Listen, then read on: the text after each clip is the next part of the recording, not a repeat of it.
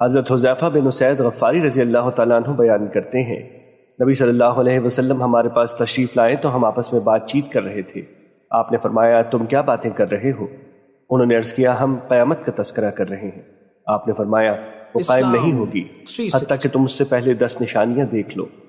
آپ نے دھوئیں، دجال، جانور کے نکلنے، سورج کے مغرب سے طلوع ہونے، عیسیٰ بن مریم کے تشریف لانے، یاجوج ماجوج کے نکلنے، 3 بار زمین کے دھسنے، ایک بار مشرق میں، ایک بار مغرب میں اور ایک بار جزیرہ عرب میں دھسنے کا ذکر فرمایا، اور ان 10 میں سے آخری نشانی کا ذکر فرمایا کہ آگ یمن کی طرف سے نکلے گی، وہ لوگوں کو ان کے حشر کے میدان کی طرف ہانک کر لے جائے گی۔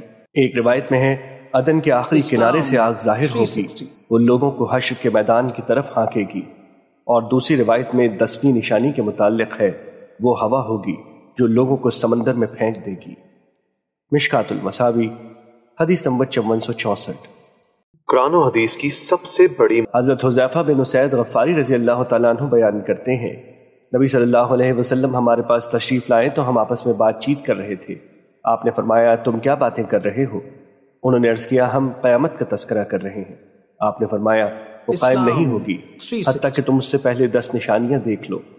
آپ نے دھوئیں، دجال، جانور کے نکلنے، سورج کے مغرب سے طلوع ہونے، عیسیٰ بن مریم کے تشریف لانے، یاجوج ماجوج کے نکلنے، 3 بار زمین کے دھسنے، ایک بار مشرق میں، ایک بار مغرب میں اور ایک بار جزیرہ عرب میں دھسنے کا ذکر فرمایا، اور ان 10 میں سے آخری نشانی کا ذکر فرمایا کہ آگ یمن کی طرف سے نکلے گی، وہ لوگوں کو ان کے حشر کے میدان کی طرف ہانک کر لے جائے گی۔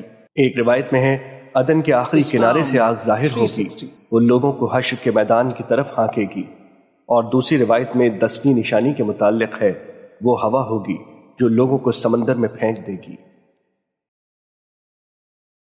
حضرت حذیفہ بن اسید غفاری رضی اللہ تعالیٰ عنہ بیان کرتے ہیں، نبی صلی اللہ علیہ وسلم ہمارے پاس تشریف لائے تو ہم آپس میں بات چیت کر رہے تھے۔ آپ نے فرمایا تم کیا باتیں کر رہے ہو؟ انہوں نے عرض کیا ہم قیامت کا تذکرہ کر رہے ہیں۔ آپ نے فرمایا وہ قائم نہیں ہوگی حتیٰ کہ تم اس سے پہلے 10 نشانیاں دیکھ لو۔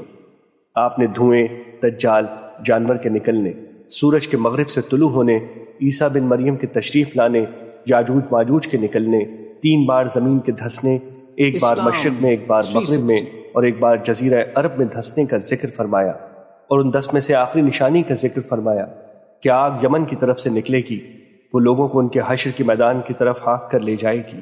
ایک روایت میں ہے عدن کے آخری کنارے سے آگ ظاہر ہوگی، وہ لوگوں کو حشر کے میدان کی طرف ہانکے گی، اور دوسری روایت میں 10ویں نشانی کے متعلق ہے وہ ہوا ہوگی جو لوگوں کو سمندر میں پھینک دے گی۔